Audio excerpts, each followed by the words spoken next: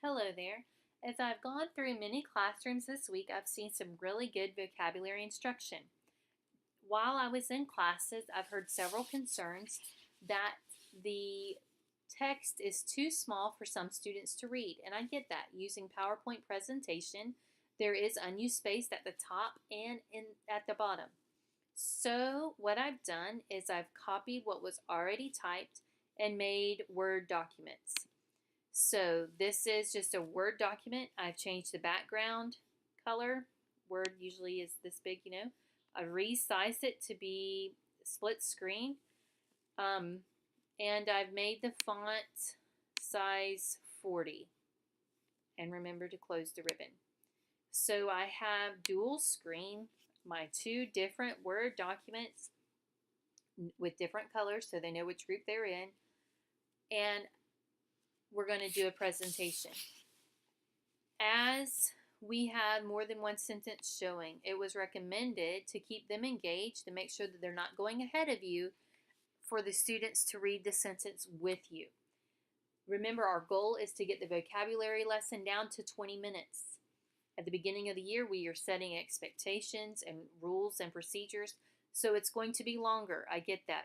But our goal is to get it down to 20 minutes. And in order to do that, we have to keep a fast pace to keep high engagement.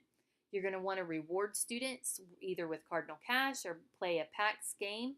See if we can get this done in 20 minutes. And noting spleens when students aren't with you. That kind of thing. So this is how it works. We all read sentence one together. We read this sentence one together. I leave red group to come up with their definition, context clue, and a meaningful sentence. Everybody has to do all three things. So everybody's pencil's moving, nobody's just sitting there. Then only blue group is going to read sentence one together.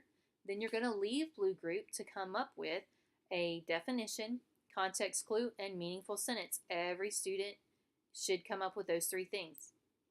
Then you go back to red group, and red group is going to read this sentence together. Then you're going to chorus, all pupil response. You're going to say, what's the definition? And like raise your hand. So that's what's the definition means. So there'll be a point where you don't have to say it. You just raise your hand. So what's the definition? And everybody says it together. They chorus the response. They don't necessarily have to shout it, but everyone participates. Then the teacher reaffirms by saying what it is. Then you say, what's a context clue? And then they chorus all people response. What's context clue? And then you reaffirm by saying what the context clue is. Then you say, I need a meaningful sentence. That's where they have thumbs. That's where you call on someone.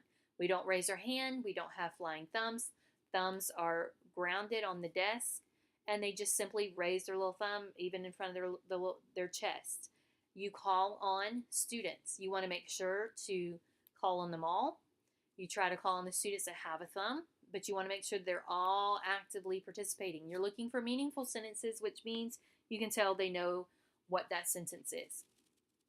Then we are done with sentence one. So now we're going to read sentence two. Then I'm going to leave that group to come up with their definition, context clue, and meaningful sentence. I'm going to go back to blue group.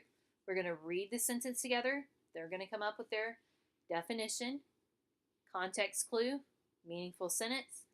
Then we're done with sentence one, and I'm going to scroll.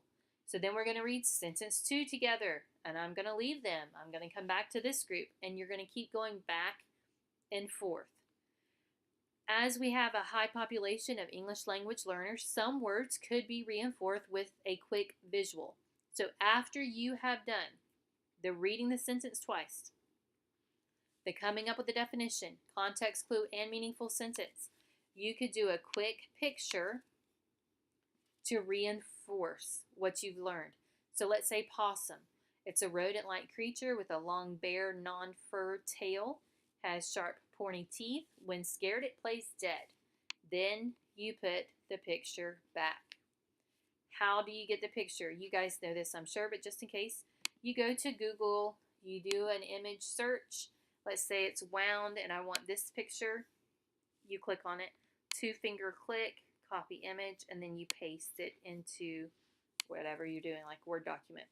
Once you get the image on there, you 2-finger click, Format picture, you want to go to layout, and you want it in front of text. You're probably going to have to resize it, which means you just get at a corner, you get the little arrows, and make it as big or as small as you want it. I typically try to put it by the sentence so that I know it's there. Again, we're going to use Word so that it fills the screen better. It gives us the ability to scroll rather than just flipping the whole page. So the sentence we're on is at the top. We can put pictures on the side of the sentences that we could use a reinforcement of a picture. Then we get through the vocabulary lesson. We summarize by reading the words, coursing them together, everyone participating, going down and back up. Let's say instead of side, they said signed. Or I heard a few of them, or even one. I'm going to stop them. We're going to say it again. I'm going to say it. They're going to repeat it. Then I'm going to go back to the top, and we're going to go all the way back down. Then we're going to go from the bottom all the way back up. I hope this makes sense. Remember, we are taking time now to make sure that they are getting it. So the teacher's not tied to the board. You have to be walking about, looking at their papers, making sure that they are doing what is expected. I hope this helps. More to come later.